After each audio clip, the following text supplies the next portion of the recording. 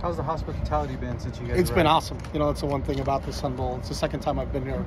When I was an assistant at Oregon, I came, and it's the people here are just amazing. And I think we have coaches on our staff that have coached at other schools that have been here before, and they all say the same thing. It's the one thing when you get an opportunity to play in this game, it's the people that is what really makes this game, and the whole crew that runs the Sun Bowl have been tremendous so far. And it's a nice glimpse into what life in El Paso is like. It's awesome. Offensively for Pitt, I guess for both sides of the football, they've had a few players opt out, injuries, what have you. How do you prepare for a team that's missing so many starters? Yeah, you just use their 12 games that they've played so far, and then Coach Cignetti's been around for a long time, so our defensive staff has studied. Not only did Pitt and what he did before when he was at Boston College, and then that's kind of how you go with it. You're not making things up and dreaming what you think they can do. It's based upon what they've done in the past, and just using the information that's available to you. How do you feel like your offense matches up with their defense? That's the challenge. I think Coach Narduzzi and Coach Bates do such a good job with them defensively. They've always been one of the top defenses in college football. They're very well coached. They're sound. They're aggressive. That's a big matchup for us going into this game on Friday. I understand Coach McGovern is going to speak with us today. Is that a good sign that he's going to coach in the game? That's a good sign.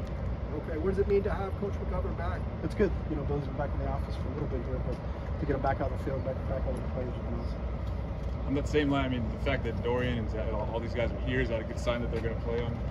That's what we hope for. Yeah. They haven't told you otherwise, I guess. No, everybody's practicing full right now. Casimir Allen said he's going to the NFL draft. Is he also recovering from an injury right now, or is Kaz is working through some things. Okay. So what do you tell the team and I guess the seniors as they play their last game of the regular season? For all those guys, they've given so much to this university. It's our job as coaches and players that are returning to make sure we send them out on the right note. And they've been awesome. That this class, the senior class, has been through a lot. They all went through COVID together.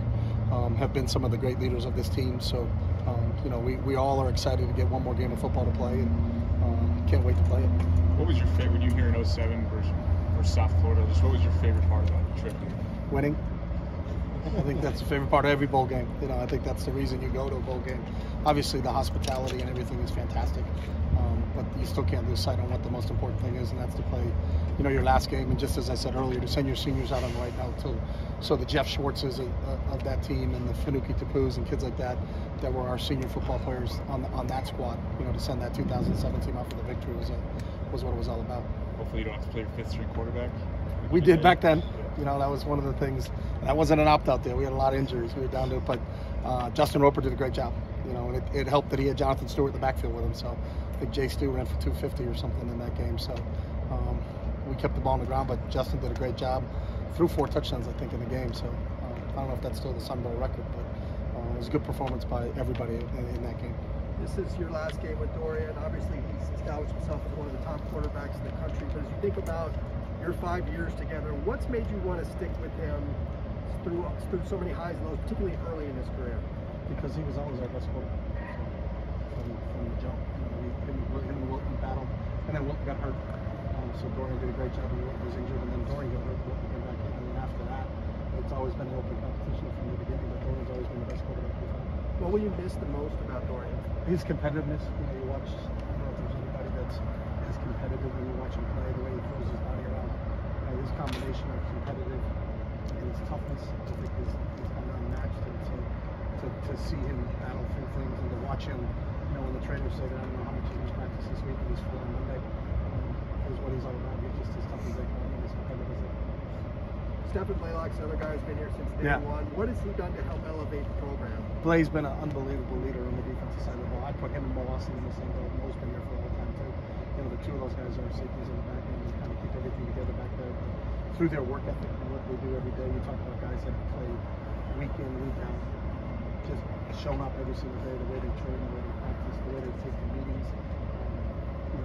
Blay displayed those leadership qualities even when he was a freshman. That's just kind of his mindset and everything. So those 3 guys that we talked about really kind of set the tone for us at the college. Defensively, how do you feel like your defense matches up with what they might throw out offensively? Yeah, it's all about just us preparing for them. I think there's a lot of unknowns because of who's in and who's out, and that's really not what we're trying to look at from a matchup standpoint. It's just make sure we're sound. our front's going in the right direction. Our linebackers are working off our front, and our secondary is working off our linebackers. So, just making sure, there may be some things that happened in the game that we haven't seen, but we got to be able to prepare for it and adjust, because that's what bowl games are about. So, Sean Foster is a running back coach. Just want to see Frank just have a guy of that caliber when he was a player. Yeah, I mean, we're fortunate to have 3 former players on our staff with Deshaun and Ken Norton Jr. as our linebacker coach and Jerry Newhazel as our wide receiver coach. I think that's a huge testament to our players about what this university meant to them, that they wanted to come back and coach at it. And then Deshaun's experience, not only as an unbelievable player here at UCLA, but in his experience in the NFL, I think the way he can impart that knowledge to our running backs, and since I've been here, our running backs have been one of the strengths of our football team, and a lot of that has to do with Deshaun. What gifts did you pick out from the gift suite? Oh, I got a 3-in-1 wireless charger, a sound bar, and a Roku TV. Oh, nice. Nice little combo. Was that one of the hard decisions? Yeah, I called my girlfriend, my parents, getting advice. I think I got the best. Coach is talking about, he's being a little quiet with us on who's playing and who's not. Do you guys kind of know amongst yourselves who's going to be out there?